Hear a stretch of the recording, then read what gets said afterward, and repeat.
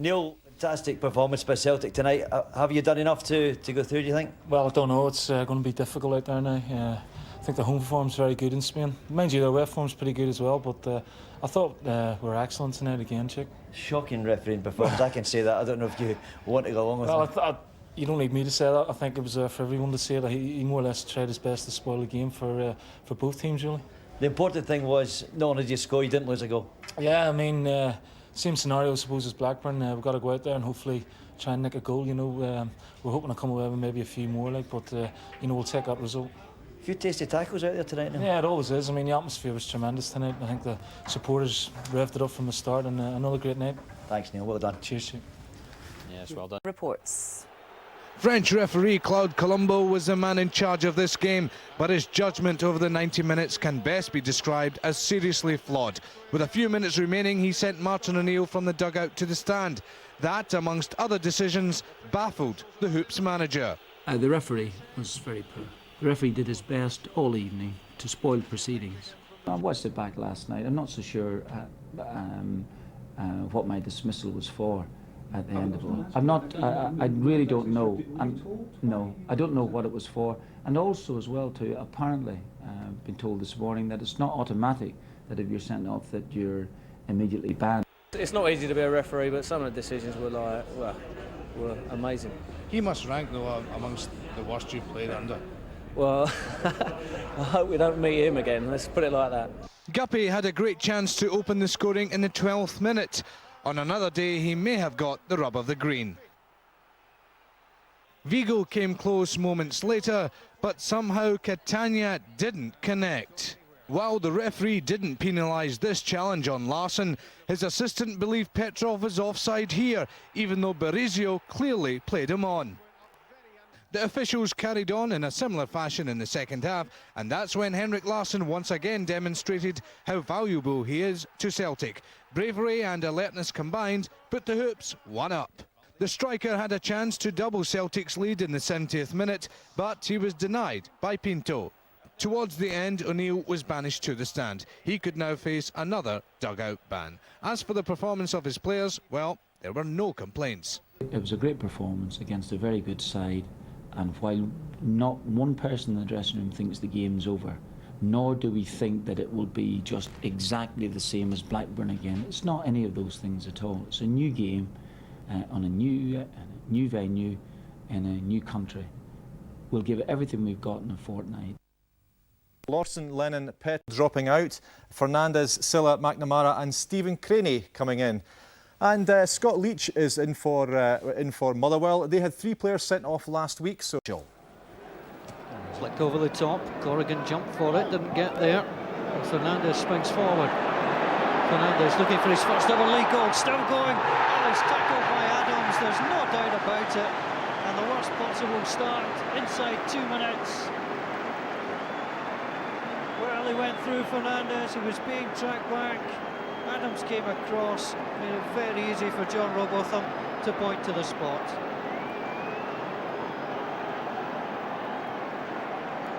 That's the man who's going to be charged with the penalty. Larsson against Duverdu. Oh, he missed it!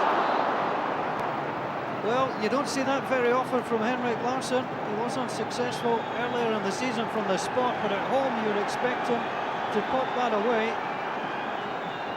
A golden opportunity missed by Celtic.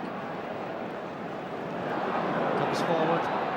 That's a nice play by Fernandes. He's still on his feet and flicks it out wide. Good ball. Cross inviting Hudson looking for it and wasn't far away. Good link play by Fernandes. Fed it out wide. John Hartson came up on the header and Duverdu relieved to see that go over and wide. Celtic do many things well. One of them was hit on the break quickly. Fernandes, Larsson back to Fernandes, pulls it across. Just not wide. Celtic do break so quickly, but it all delivered into the box. Fernandes was there, and he still searches for his first ever league goal for Celtic. List of kick-outs, so Hansen can build. To Fernandez inviting a little ball across. Motherwell may be playing three at the back. They've got to watch also for the midfield runs this time. It was Paul Lambert coming in. It was a lovely cross. Lambert, just a little flick over. Paul Lambert just off target. It's Hamilton, first defender. Little chip ball back over. McFadden did well. Comes through to Ferguson. Ball played in. McFadden just allowed it to run through. Ferguson came in and the snapshot punched away by Robert Douglas. Corner comes in, the header, chance for Motherwell. Scrambled away, still not clear, and it's going to be another corner. And real danger there. Corner came in, the head flick, Douglas got to it, and then he got some help to get the ball away.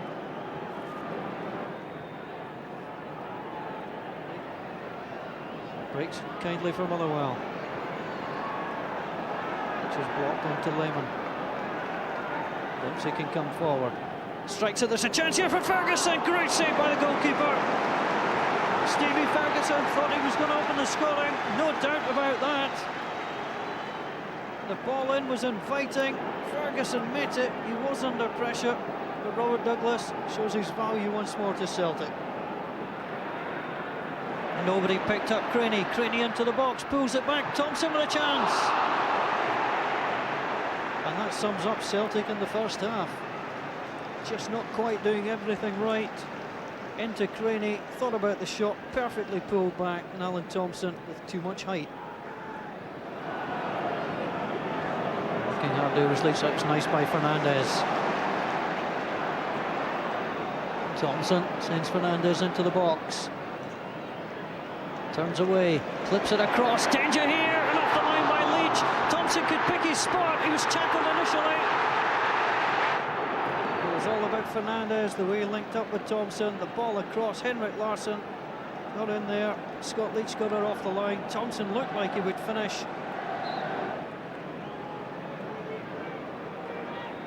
Double plays it through, Lambert's made the run. Back once more to the Englishman, played in, Leach didn't get there.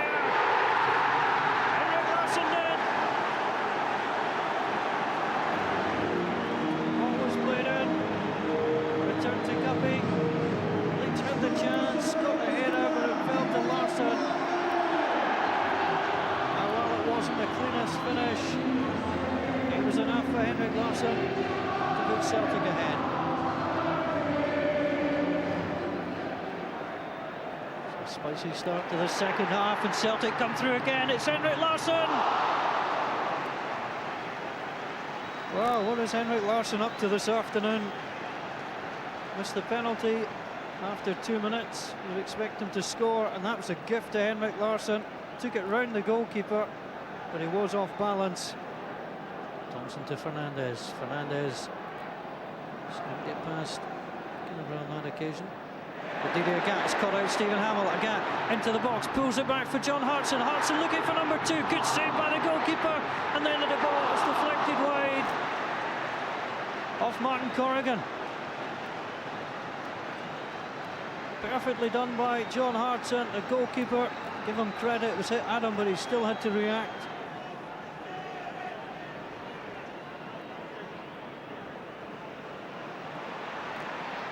Guppy and Craney work that well. Guppy comes forward, tries to strike, and it's turned in to the net. Steve Guppy's never scored for Celtic. He'll try and claim that. Brilliantly done by Craney and Guppy. Into the box, driven in.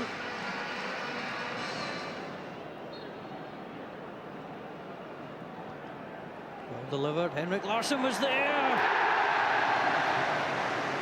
And Celtic are 3 ahead. 3 years for Harron. Simple free kick. Henrik Larsson got the first touch. The goalkeeper made the save.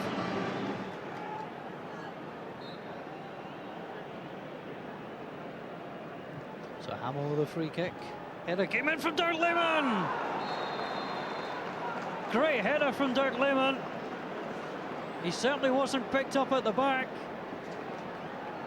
Hamill delivered the free kick. Lehman rose well. It's a perfect place to put a header. And Motherwell pull a goal back. Kemas just is enough. McFadden to Adams. Drives it in. That's knocked in, and Sean Fagan is going to find himself sent off. He punched the ball into the net. And Motherwell are down to 10 men. Well, there's being keen, and there's this. Came off the hand, he tried to celebrate and claim the goal, but it's a red card. Yes, things go from bad to worse for Teddy Butcher. Now Arteta! His first Old Firm game, his first Old Firm goal! If the players can come off. Something special from Larson! If Celtic play to the maximum, Rangers play to the maximum, who would win? I've no idea. No idea. Then if the both teams play to the maximum, then it would be luck on the evening or luck on the afternoon. Played in by Petrov at ferocious pace, and Henrik Larsson has scored his second. It's probably the experience I've had in football, and probably tomorrow will be something different. But again, maybe one of the things you look back on and smile when you're done. Larson back, I think Celtic will be strong enough to do it. Game tomorrow, top of the league. A draw is a good result for us tomorrow. I think if are playing there, we've got a good chance. 1-0 lead from the first leg against Celta Vigo, and they know there's still a lot of work to be done. It'll be very tough. We lead 1-0 over here. We go in there. They're going to be without Mostovoy. They'll be really concentrated. They'll try to score an early goal and to settle down, but we try to score again as well. We go in there to win the game. The Scottish champions are hoping to remain in Europe beyond Christmas for the first time in 22 years. But the recent form of Vigo hasn't gone unnoticed in the Celtic dressing room. They're well positioned in the league in Spain, and they definitely deserve a lot of respect. And there's going to be maybe a different approach to the game tomorrow, but we just have to wait and see. We cannot say anything before the game's over. We show against Blackburn when we have a pressure over us. You know, we won 1-0 in the first game, and after we went there and scored, we can do it again. If Celtic's confidence has taken a knock through that Old Firm defeat, they need only reflect on the Ewood Park performance that took them through in the last round. I mean, it would be a big advantage. Can we get an away goal or maybe two? It'll make it very hard for them, and they have to score, 3 or 5 goals. So they may have given up their lead at the top of the SPL, but Martin O'Neill's side has no intention of bowing out of the European arena. Tonight, Watch is in Vigo for this one. Raman, what's O'Neill's game plan for this one tonight? Will he really go for it, do you think? I'm not so sure about that one. I told the journalists yesterday that Celtic will approach this one similarly to the way they approached the second leg against Blackburn Rovers. Now, O'Neill's certainly expecting Vigo to come at his defenders from the off, no question about that. So I think Celtic will try and hit on the break tonight and try and get an away goal. But as the Celtic manager said at the press conference, one goal may not be enough against what he describes a top-class European outfit. Now, Vigo didn't do too much to impress us at Parkhead. What can we expect from them this evening? Well, I spoke to a few Spanish journalists just a short time ago outside the stadium, and they told me that the Vigo that performed in Glasgow will not be the Vigo you'll see tonight. Since that game at Celtic Park, the Spaniards have moved up to third place in La Liga with the likes of Real Madrid and Barcelona below them. So I suppose they're on a bit of a roll just now. Celtic, of course, have never eliminated Spanish opposition from any European competition. So I suppose if they achieve that tonight, then for the first time in 23 years, they'll still be playing in Europe beyond Christmas, but I tell you, it'll be a tall order. OK, Raman, thanks very much. Enjoying the game. Lift the gloom in soon. We'll be crossing live to Spain in just a moment, but first, John Barnes looks ahead. Celtic aim to do something tonight they haven't done for 23 years, and that is claim a place in Europe after Christmas. The Parkhead club have a slender lead following the first leg at Celtic Park a fortnight ago, and they'll be hoping their talisman Henrik Larsson and his teammates will be on form again. Leads are something Celtic have failed to hang on to in the past week, Their 1-point advantage at the top of the SPL was wiped out at Ibrox last Saturday as Rangers came from behind to win the Old Firm derby. Manager Martin O'Neill, whose emotions can sometimes get the better of him, has stressed the importance of defending well against Vigo. And if the Parkhead rearguard can get the measure of the Spanish opposition, it could make for a successful evening with touchline tantrums at a minimum. Well, already in place at the Balaidos Stadium in Vigo are our commentary team, Sandy Clark, and firstly, Rob McLean. Rob. Thanks, Alison, and hello from the Balaidos Stadium in Vigo. Can Celtic extend their European campaign beyond Christmas for the first time in 23 years? We're about to get the answer to that question. Celtic 1-0 up from Glasgow 2 weeks ago. Sandy Clark, my partner in crime, is alongside me here, and we expect, Sandy, the Celtic side to be pretty much what it was at Ibrox on Saturday, with Alan Thompson in for Steve Guppy. Juan Fran. Lopez goes on the overlap. Juan Fran forced to come back inside. Swept wide by Ignacio. And another foul by Thompson. And he'll be pulled up for it again. It's on Rogerio Wagner. Another trip from Thompson. Well, this is the change that we expected. Jackie McNamara on for Hartson.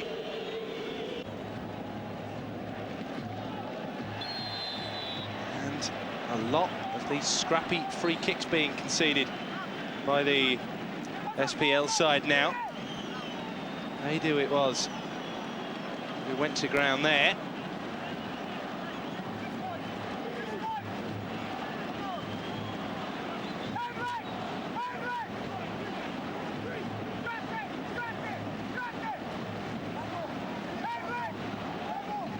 Anxious moments for Celtic.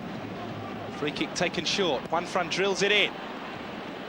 Was fortunately for Celtic straight at one of their number. It was Sutton who got it out. But the seconds are ticking down. What a major disappointment it will be now if Celtic were to relinquish this advantage. But they're up against it, no doubt about that. Oh, that was sloppy there from Jose Ignacio. Larson able to come away with it. No urgency about Celtic going forward. Agap. Played up to Larson. Balde. Over it comes, and off the head of Juan Fran. So Agath with a chance to get it in. He and Celtic will be content with a corner. That is the danger as far as Celta Vigo are concerned, committing too many men forward. Certainly the case there.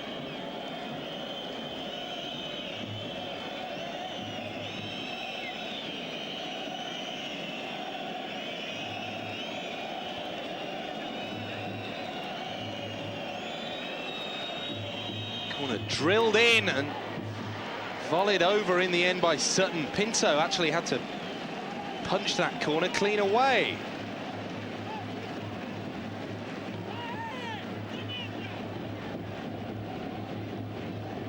Bent in very deceptively. Larson missed it.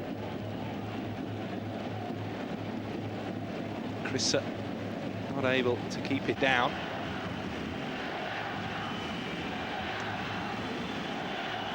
So not since the Champions Cup tournament of 1979-1980, which Celtic reached the quarter-finals before going out to Real Madrid, have they enjoyed Christmas, safe in the knowledge that European competition was there for them in the spring. It's looking that way now, but Celta pushing forward right at the death here. Martin O'Neill and Celtic so close.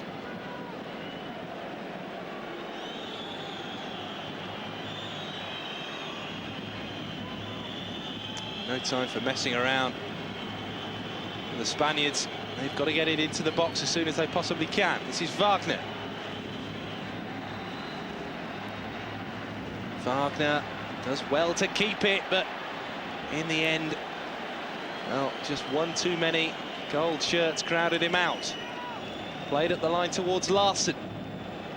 He's going to hold it up for as long as he possibly can. That throw-in greeted with huge cheers by the travelling faithful, the boys.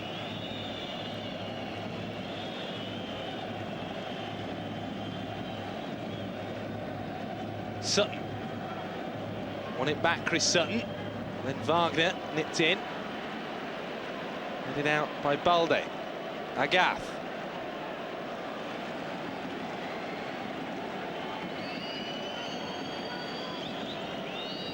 McNamara.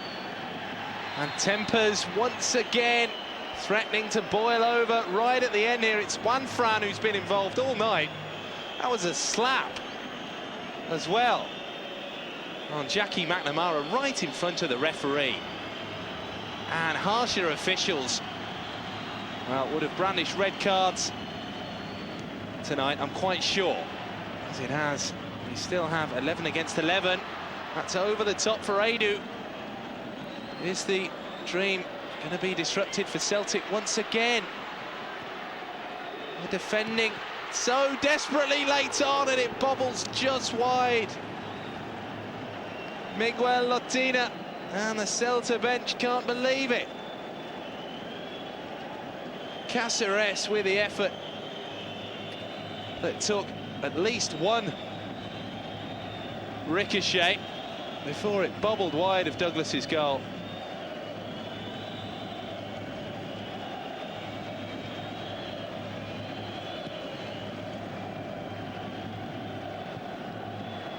It's out of play. Agony for Celtic, this. They've worked so hard tonight, and despite being under the cosh for large portions, certainly in this second half, over the course of the two legs, you have to say they've earned their victory. They still don't have it, though. The ball's in play, and Klaus Bo Larsen awards another free kick to Celta. Chezuli will take it, and not going to have time to, though, is he? No, Klaus Bo Larsen calls time, and Celtic have done it. Well, the match finishes in bizarre circumstances. Celta won't be happy about that. When you consider they were just about to launch a free kick into the Celtic box. But the game is over. Celtic are through to a European, or at least the spring stage of a European competition for the first time in over 2 decades. Great achievement from Martin O'Neill, having disposed of Blackburn in the previous round. Celta Vigo, the latest to fall. Celtic had won the first leg 1-0 crucially, and despite falling behind to a Chezuli strike tonight, got that vital away goal through John Hartson. Benny McCarthy restored Celta's league on the night 9 minutes into the second half, but it wasn't enough. Celtic defended doggedly late on, and they have been rewarded. They go through on the away goals, despite losing here tonight 2-1. Just looking at who Celtic would meet in the fourth round was probably the last thing on Martin O'Neill's mind as the Celtic team left Spain late last night. But after a good night's sleep, the Celtic boss was able to reflect on a famous win and today's draw. This time, I just take what comes, you know, and the fact that Stuttgart, they're 5th in the Bundesliga at the moment. It'll be a hard game for us, but we'll think about it closer to the time. The lovely thing about this, as opposed to the win against Blackburn Rovers, you've got a bit more time to savour it. Celtic got a bit of a scare early on in Vigo as the home side went ahead after 22 minutes. Hezuli's deflected shots beat Rab Douglas, and it was 1-1 on aggregate. But 13 minutes later, Martin O'Neill's men were back in front as John Hartson used all his strength to unleash a cracker and a vital away goal. The Welshman's strike meant Celtic were very much in the driving seat. Celta Vigo knew what they had to do, and in the 53rd minute, Benny McCarthy duly delivered. His goal made for a nervy second half, which was almost unbearable to watch as the clock ticked down. But Celtic held on. We knew we'd have to really dig in and defend well, and you know, I think we showed a lot of character as well, because I think after going a goal down, you know, you can just chuck the towel in, but you don't see that from our boys. You know, we keep going because we know we're always capable of getting a goal, and we got the goal, which we went in at half time, and we knew then that they had it all to do. It's good for Scottish football also, because after Blackburn and tonight, because Celta Vigo is third in the Spanish league, and it means a lot for Scottish football tonight. And but it's not finished. I think we are still hungry. And if the hunger continues and Celtic beat Stuttgart, then Liverpool await. Of course, Owen and co have to see off Auxerre first of all, as they did Vitesse Arnhem in their third round. It's a mouth-watering prospect and, of course, a repeat of their UEFA Cup clash in 1997. Well, I'm sure Billy McNeil was a happy man last night. Delighted to see he joins us now live from Glasgow. Billy, a lot of ghosts were laid to rest last night. Of course, Celtic in Europe past Christmas for the first time in 23 years, and also beating a Spanish side, of course, too. Well, I think that's the aspect that's been very important. I think the 23 years has been far too long for a club of Celtic standing to be out of the latter stages of European competition. So it was especially smashing last night to see Celtic play so well, so convincingly, work so hard for the result, and at the end of the day get it over the aggregate. Celtic have beaten a team from the Premiership, they've beaten a team from La Liga. How far can they go in the UEFA Cup, do you think? Well, I think it's quite nice that they're going to go through the winter period, because that is something that the players will look at and will realise that it is an achievement, and obviously they'll enjoy that through the winter period.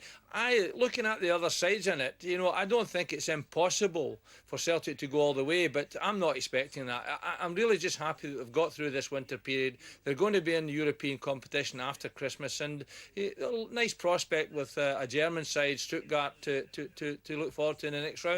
Never be easy, but not impossible.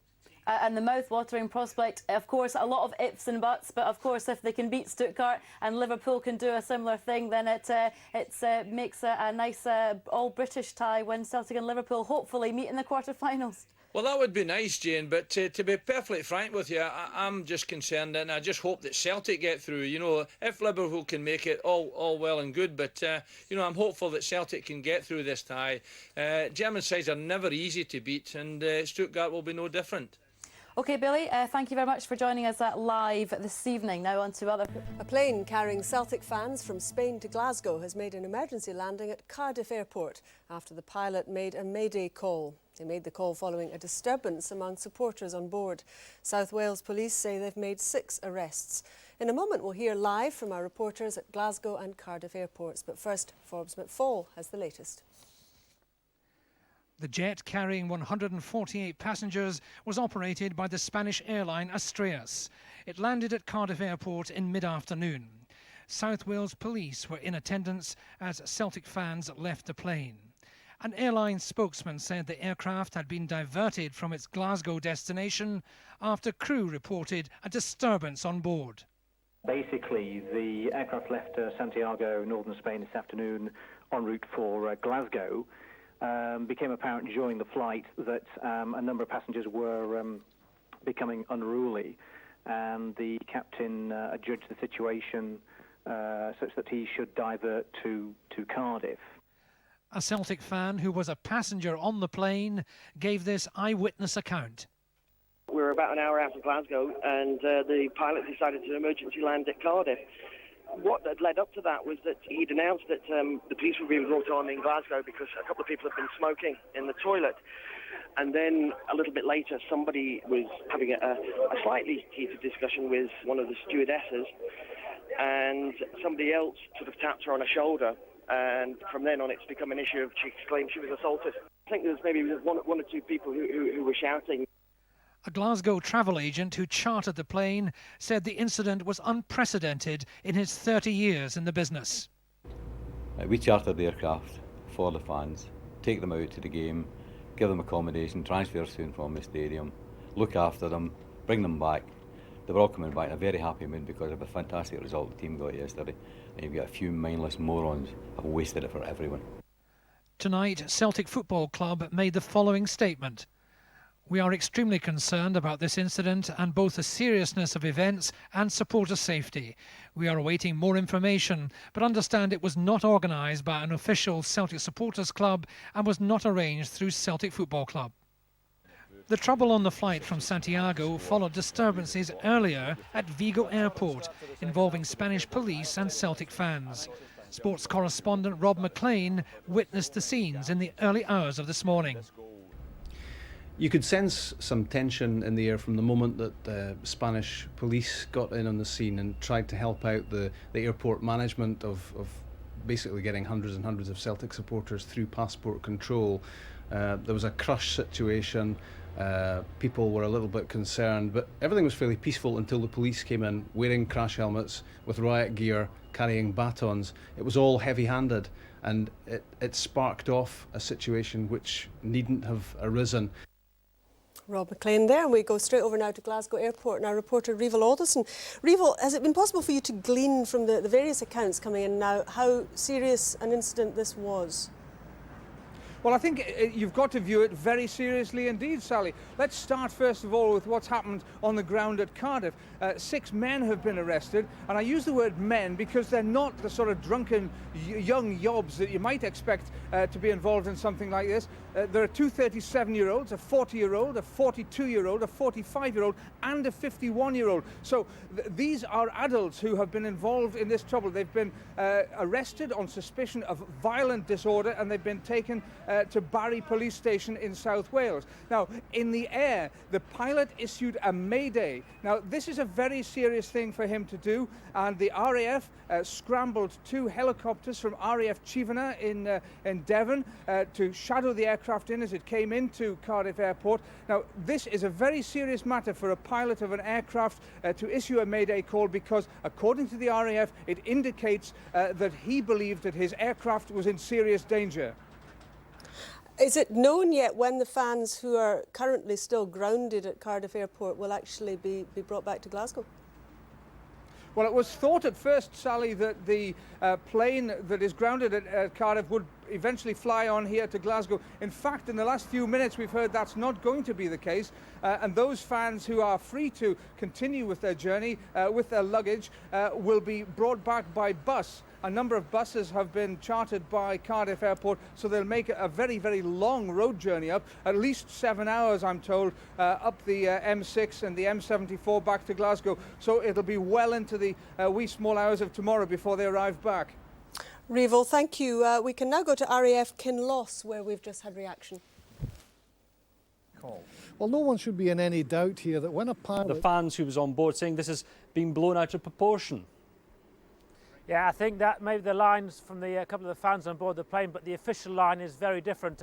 I spoke to some Scottish journalists before the flight even took off. They say there was a rumpus at the airport in Santiago because the flight was late. It certainly appears from speaking to the air crew that about an hour into this flight there was a serious incident in which it's now appeared that a stewardess has been injured, and police here on the ground in Cardiff are calling this a very serious incident indeed. It may be one thing, a barroom brawl here at ground level, but at 35,000 feet, that type of thing happening on board a plane is not light-hearted, and the police and the emergency services here are treating it as such. What are the police saying to you at the moment? When, for example, are they going to make an announcement about those arrests? Well, we've now know there are 6 people arrested. What we've just heard from police is that there may be more arrests.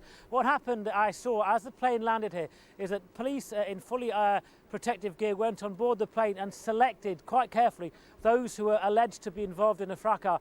Those 6 people were then bundled off the plane with no ceremony. They were just thrown down the steps of the plane and arrested by police.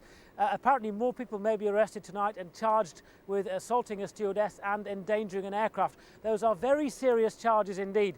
As for the majority of Celtic fans, of course, not involved in these disturbances, they will be eventually let off the plane and bussed back up to Glasgow at some point tonight. Wirra, thank you. 10 people have been arrested in home first against the Bundesliga side. And if the Scottish champions get through that tie, there's a possibility of another Battle of Britain in the quarter-finals, this time against Liverpool. As the final whistle has gone in Vigo, and Celtic are through in Europe beyond Christmas for the first time in 23 years. Another landmark achievement for Celtic and their manager, knocking Spanish opposition out of Europe for the first time ever. The reward? A last 16 tie against Stuttgart, who knocked Hearts out of the UEFA Cup 2 years ago and are currently 5th in the German Bundesliga. And should Celtic come through that, they could face Liverpool. The fact that Stuttgart, they're 5th in the Bundesliga at the moment, it'll be a hard game for us, but we'll think about it closer to the time. The lovely thing about this, as opposed to the win against Blackburn Rovers, you've got a bit more time to savour it. O'Neill predicted that Celtic would need to score in Vigo to go through, and so it proved. John Hartson! Celtic have equalised! A brilliant finish from Hartson, 10 minutes from half-time.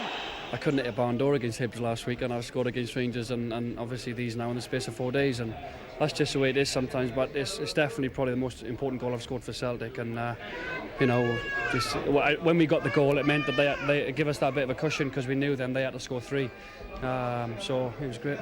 Celta Vigo were never going to relinquish their place in the UEFA Cup without a fight, and did enough on the night to win the game 2-1, thanks to goals from Hezuli and McCarthy.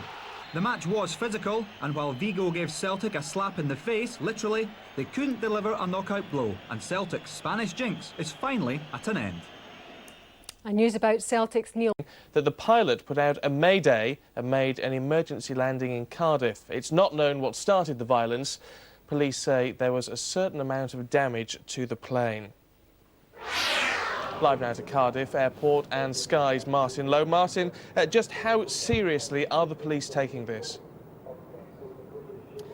Short answer to that is that the police are taking it very seriously. We've heard conflicting reports about what happened and what caused this plane to divert here en route to Glasgow, but putting down at Cardiff after the pilot took the most drastic step he could and declared a mayday. We know there was a disturbance on board involving passengers and crew.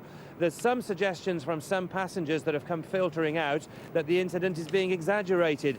But that's certainly not the way it's being seen by aviation sources, who described what happened as a riot and said the pilot acted perfectly correctly and had no choice but to put down. The police, who are investigating here on the ground and have been talking to the passengers on that flight now for more than 6 hours, they certainly believe it's a serious incident. They say that 2 members of the cabin crew were injured. A stewardess certainly suffered an arm injury which required medical treatment, and they're saying that there's certainly the potential for even more people to be arrested further than the 6 that they've already detained. A 4-2 win over Hearts. Senior police. Stay ahead, Gordon, but they got the goal in the first half. Hartson and Sutton combined to set up Larsson, and that's goal number 29 of the season for the Swedish striker. Managed to take it away from Skerla.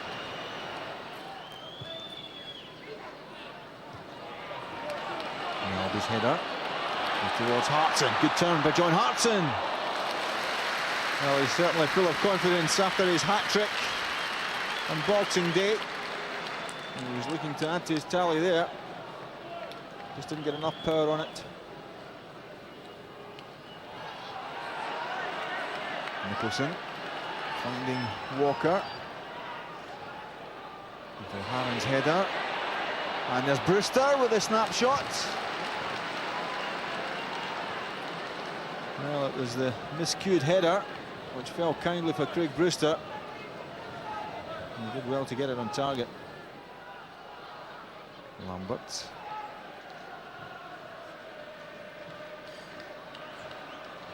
There's Sutton, now Larsson. Petrov in and tripped by Walker. Free kick is some considerable distance from goal, and Alan Thompson's having a look at this one. Midway point of the Dunfermline half.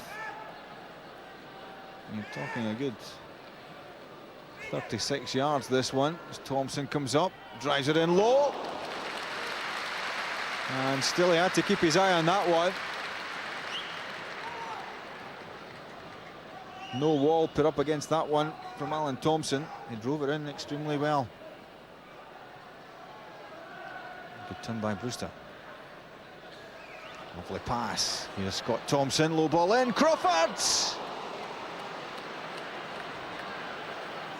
Bit unlucky, didn't get a proper connection in this one. And just steered it wide. Balder's up at the back post for this one.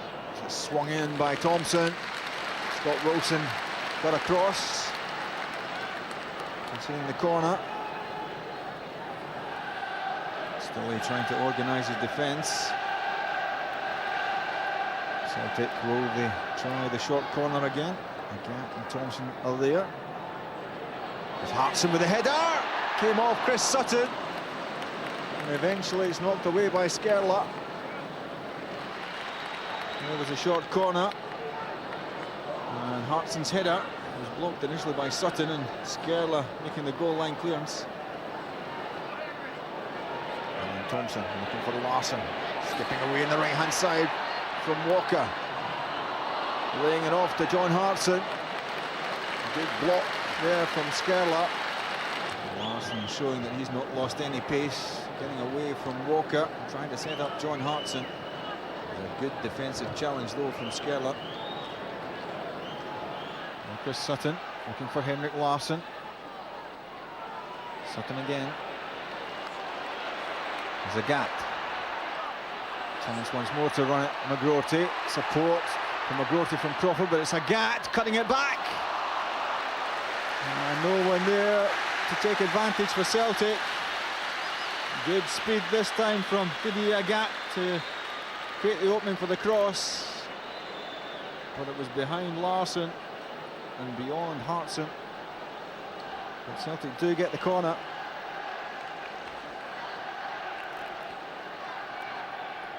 Guppy with it. Hartson's header.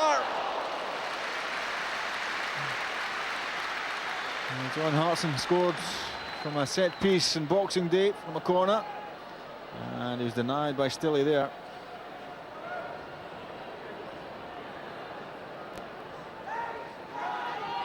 Crawford through pass to Lee Bullen, chance for the equaliser. Well, that was a chance to pull Dunfermline level. Bullen, great ball through from Crawford, and Bullen slicing it wide.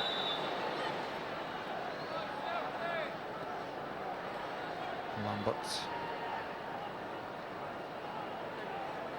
looking towards Larsson, the layoff for Sutton, and Alan Thompson. Good save from Stilley. Good movement from Celtic, creating this opportunity for Alan Thompson. And a marvellous stop from Derek Stilley. This is Deere. Now Crawford. Deere was taken out by McNamara. Referee allowing advantage to favour Dunfermline.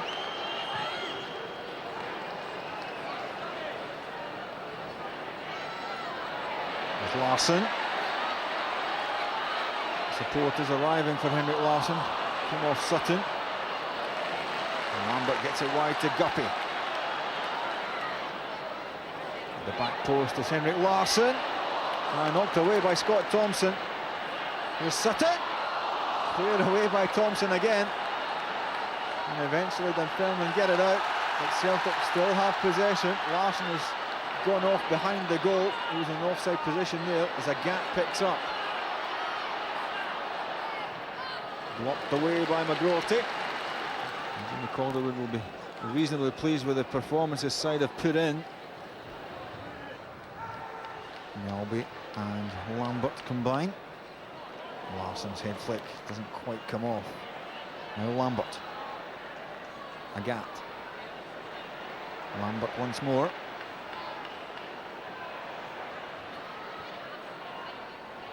Another good tackle from Chris McGroarty. Get the ball away from Didier Agat. Lambert's cross. Sutton's in there. Appeals for a hand being used. The referee had a close look at it. Said no. It was Lambert's ball into the box. Sutton went into the challenge. And, well, didn't seem like anything there. Terrific home record, unbeaten. Yeah, it's terrific, John. I hadn't thought really that much about it, but certainly with the last 10 or 15 minutes to go, when we just couldn't get the second goal to sort of kill off Dunfermline's chances. And they were always in the game, and we got very tired towards the end, no doubt about it. I think somebody reminded me it's our 10th game in 36 days or 35 days. So it's been hard work. It's been a long month for us, and but ultimately very rewarding. It was a game that you had to work hard to get the victory, but that man Henrik Larsson again popped up to score the vital goal. Yeah, but I mean, it was a terrific goal. He took it brilliantly, absolutely brilliantly, and all three centre forwards were involved in it. It took us a wee bit of time to get into our stride. Then when we got the goal, I thought we played some delightful stuff for periods. Probably unfortunately for us, it didn't last really that long, or at least we couldn't go and punish them with the second goal. And in the second half, when as the longer it goes and it's 1-0, and the more tired we were looking, and it wasn't just, I think when I saw about 75, 76, 77 minutes on it, it wasn't just me that was looking forward to getting it round to 90 at that stage. We were. Poison and